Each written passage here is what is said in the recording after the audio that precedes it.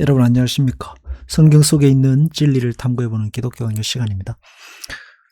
세 번째 반론입니다. 선택교리는 하나님이 편파적이라는 증거다. 저는 개인적으로 예정에 의한 선택이 하나님의 가장 공평하심을 나타내는 증거다라고 생각합니다. 왜냐하면 구원이라는 그 독특한 하나님의 방식 때문입니다. 구원은 세상에서 뭐 시험을 잘 치거나 달리기 1등하거나 하는 문제가 아닙니다. 구원은 하나님의 자녀가 되는 것이고, 죽었던 자가 다시 살아나는 것이고, 영생을 얻는 것이고, 거듭나는 것입니다. 죽음 이후의 삶을 하나님께로부터 받는 것이 구원입니다. 그리고 구원은 하나님만이 주실 수 있는 것입니다. 그래서 구원의 성질을 생각하면 구원이 하나님의 예정과 작정하심에 의한 선택일 수밖에 없다 하는 것입니다. 그리고 그런 구원의 성질을 볼 때에 가장 공평하게 주실 수 있는 방법은 바로 하나님의 예정에 의한 선택입니다. 왜냐하면 하나님만이 창조주이시고 하나님만이 하나님이시기 때문입니다. 하나님만이 모든 것의 근원이시고 목적이고 이유입니다. 그리고 결과이십니다. 절대 주권이고 전지전능하시며 가장 선하시고 자비로우시고 사랑이 많으시고 자비하신 분이 하나님이시기 때문입니다. 모든 것을 아시는 유일한 분이 하나님이십니다. 반대자들은 이제 예정에 의한 선택이 편파적이다 라고 말합니다. 왜 사람에게서 조건을 찾아야지 그러지 않느냐 합니다. 제가 볼 때는 잘못된 것입니다. 왜냐하면 인간은 타고날 때부터 불평등하게 태어나기 때문입니다. 인간 편에서 조건을 찾고자 한다면 게임 자체가 기울어진 운동장입니다. 뭐 신체적, 지적, 또 부모님이라든 환경이라든지 완전히 이것은 기울어진 운동장인데 거기에서 어떻게 공평을 찾을 수가 있습니까? 서울이 꼬린 지점이 마라톤이 있습니다. 어떤 사람은 부산에 출발하고 어떤 사람은 분당에 출발하고 어떤 사람은 제주도에 출발, 또 어떤 사람은 독도에 출발합니다. 어떤 사람은 서울에 삽니다. 제주도에서 출발하는 사람은 절대로 서울에서 사는 사람을 못 이깁니다. 하나님의 전적인 은혜에 의한 선택, 그리고 그것에 의한 구원이 아니면은 공평하게 하나님께서 구원의 은혜를 베푸시는 방법이 없습니다. 그래서 하나님은 구원의 은혜를 베푸실 때에 다른 어떤 것도 기대지 않으십니다. 오로지 하나님께서 창세 전부터 계획하신 그리고 작정하신 뜻을 따라서 하나님의 자녀로 삼으시고 구원하십니다. 그런 점에서 인간의 조건을 보지 않습니다. 그렇기 때문에 하나님이 공평하십니다. 하나님은 뭐 부자나 가난하나 키가 크냐 작으냐 조건을 보지 않고 하나님 안에서의 작정, 하나님 안에서의 뜻대로 구원하시는 겁니다. 이 세상은 얼마나 불공평합니까? 달리기 태어날 때부터 체격 조건이 안 되면 아무리 열심히 달려도 못 이깁니다. 어릴 때 초등학교 하던 운동회 가장 불공평한 게임입니다. 세상은 그런 곳입니다. 굉장히 모순되죠. 그래서 사람들이 이런 모순된 세상을 공평하게 만들어보자 해서 만든 것이 정치 논리, 경제 논리, 사회 논리 많은 것들이 있습니다. 그렇지만 안 됩니다. 왜냐하면 인간은 죄인이기 때문입니다. 욕심의 동물입니다. 파는 안으로 없습니다. 100개를 나누어줘야 됩니다. 누구한테 나눠줄까요? 100개를 나눠줘야 되는데 나눠줘야 되는 사람은 10,000명입니다. 누구한테 먼저 주겠습니까?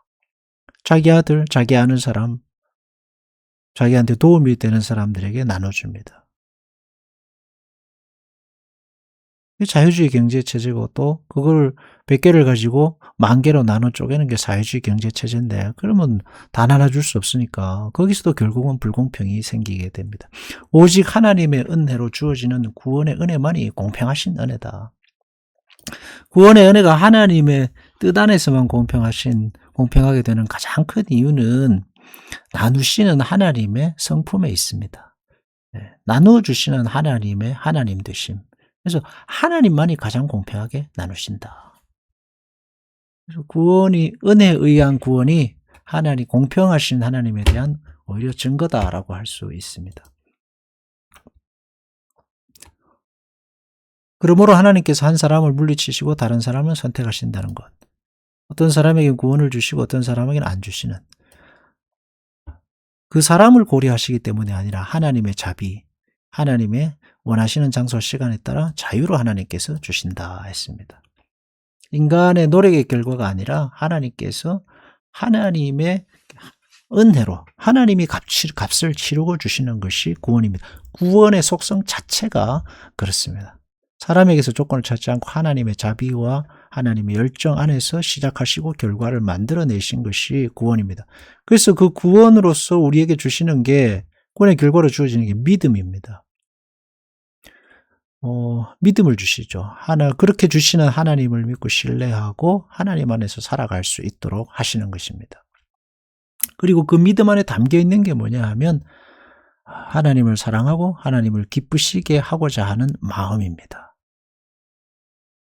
하나님을 사랑하고 하나님을 기쁘시게 하고자 하는 마음입니다. 그래서 뒤편에도 나오지만 하나님이 예정에 의해서 구원하시면은 사람들의 신앙의 열심은 뭐냐? 사람들이 그럼 신앙의 열심을 내지 않을 것 아니냐 하는데 그것은 믿음이 구원이 무엇인가를 모르기 때문에 하는 얘기입니다. 구원 자체가 하나님을 향한 열심, 하나님을 향한 사랑, 하나님의 뜻대로 살고자 하는 생명 그 자체입니다. 그래서 구원 얻은 사람은 그렇게 살아가게 되는 거죠. 물론 이제 앞으로 갔다 뒤로 갔다 옆으로 갔다 넘어졌다 하면서 이제 살아가게 되지만 결국은 거기로 가는 겁니다.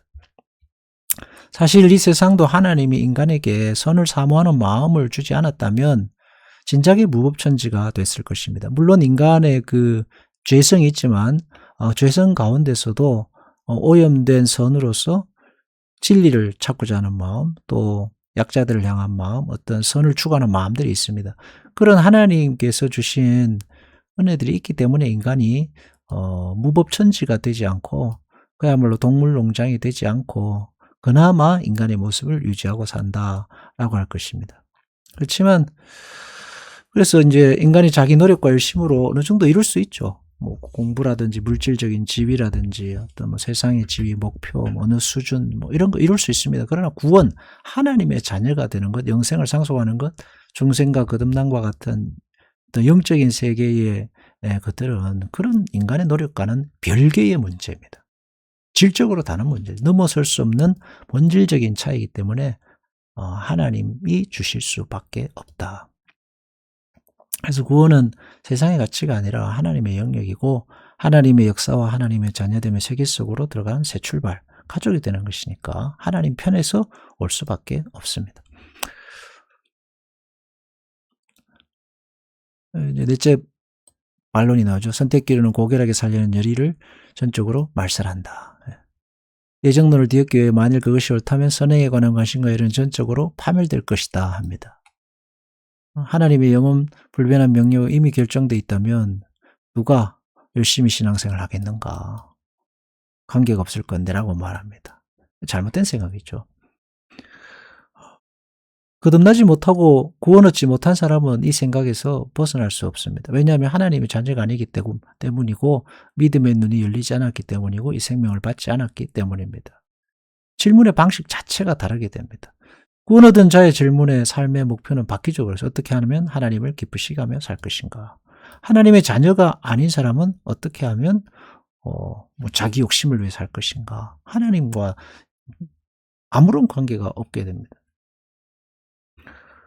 이게 죄죠. 하나님과 상관없이 아무런 일말의 양심의 가책이나 일말의 어떤 양심의 끄리낌이 없이 자유롭게 살아가는 것이 구원받지 않은 사람들의 삶입니다. 하나님과는 전혀 연관이 없습니다. 양심의 자체가 도덕적 가책도 없고 하나님 때문에 불편해하거나 하나님 때문에 참 뭐랄까요 뒷공지가 땡기거나 이런 일 전혀 없습니다.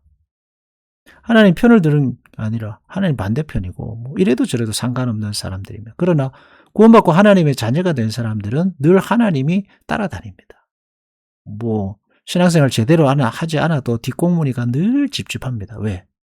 하나님의 자녀이기 때문입니다. 그래서 처음에는 하나님 편으로 100% 들어오지 않습니다.